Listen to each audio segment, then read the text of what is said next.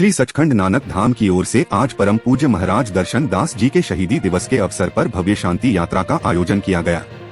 यह यात्रा समाज में शांति, प्रेम, एकता और सद्भाव का संदेश फैलाने तथा महाराज जी के त्याग और सेवा के आदर्शों को आमजन तक पहुंचाने के उद्देश्य से निकाली गई।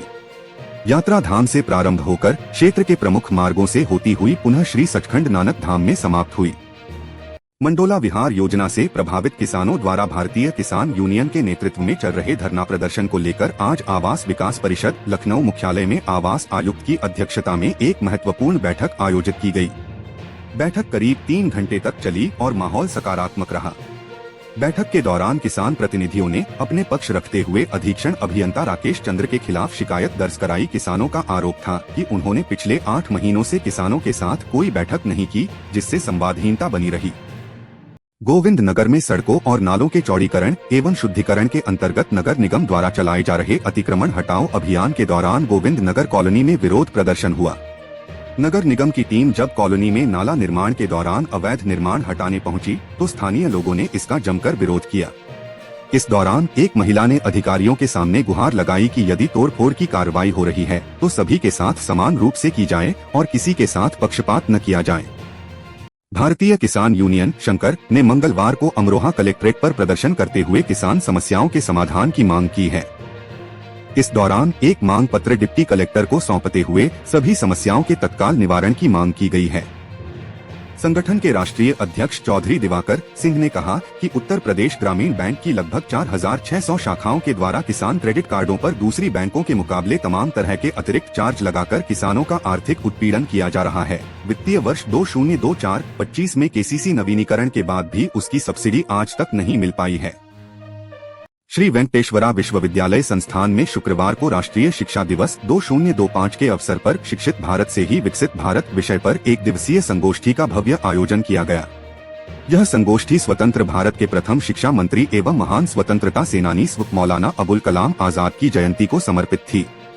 कार्यक्रम में शिक्षाविदों और विद्वानों ने मौलाना आजाद के शिक्षा क्षेत्र में किए गए उल्लेखनीय योगदान को याद किया और आधुनिक भारत की शिक्षा व्यवस्था में उनके सुधारों की सराहना की। नगर के स्वयंवर विवाह गृह में अखिल भारतीय गहोई वैश्य महासभा का विशाल सम्मेलन उत्साहपूर्वक संपन्न हुआ। इस मौके पर संगठन के राष्ट्रीय अध्यक्ष पद के उम्मीदवार सतीश महतेले के आगमन पर समाज के पदाधिकारियों और कार्यकर्ताओं ने उनका भव्य स्वागत किया।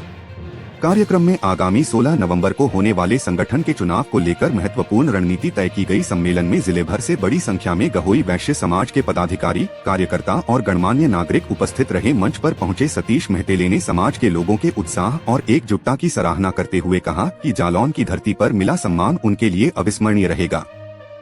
यातायात नियमों की अनदेखी करने वालों के खिलाफ परिवहन विभाग का प्रवर्तन अभियान जारी है।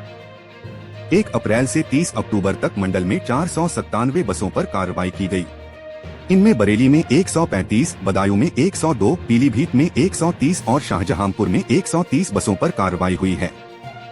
आरटीओ प्रशासन पंकज सिंह ने बताया कि लोगों की सुरक्षा विभाग की प्राथमिकता है।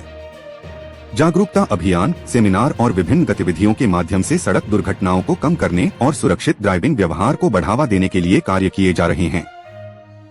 भारत सरकार की संस्था चर्म निर्यात परिषद CLI ने Taparia consultants limited United kingdom के साथ मिलकर चमड़ा तथा फुटवियर निर्यातकों के लिए उन्नाव स्थित KLC कॉम्प्लेक्स में एक संगोष्ठी का आयोजन किया। इस संगोष्ठी कार्यक्रम का उद्घाटन CLI के क्षेत्रीय अध्यक्ष असद कमाल इराकी द्वारा किया गया, जिनके द्वारा सर्वप्रथम तपारिया कंसल्टेंट्स लिमिटेड के फाउंडर और डायरेक्टर सुधीर तपारिया को पुष्पगुच्छ देकर स्वागत किया। मुरादाबाद के पाकबड़ा स्थित मदरसा जामिया एहसानुल बनात में विदेशी फंडिंग की जांच कर रही कमेटी के समक्ष मदरसा प्रबंधन ने 4 खातों का ब्यौरा पेश किया है। ADM प्रशासन ने मदरसा प्रबंधन से जांच के लिए पैन कार्ड मांगे हैं। 8वीं कक्षा में दाखिले के लिए एक छात्रा से वर्जिनिटी सर्टिफिकेट मांगा गया था। मदरसा जामिया एहसानुल बनात में 8वीं कक्षा में दाखिले के लिए एक छात्रा से वर्जिनिटी सर्टिफिकेट मांगा गया था। उचित दर की दुकानों की आय बढ़ाने के नाम पर पूर्ति विभाग ने ऐसा खेल रचा कि विभागीय अफसरों की जेबें भरने का जरिया बन गया। शासन ने 24 मई 2023 को एक आदेश जारी कर कोटेदारों की आर्थिक स्थिति सुधारने के उद्देश्य से आदेश जारी किया था, जिसमें उन्हें दुकानों पर अतिरिक्त वस्तुएं बेचने की अनुमति दी गई थी। लेकिन बरेली जिले में इस आदेश की आड़ में विभागीय अफसरों ने अपने सिस्टम के जरिए खुलेआम वसूली का जाल बिछा दिया।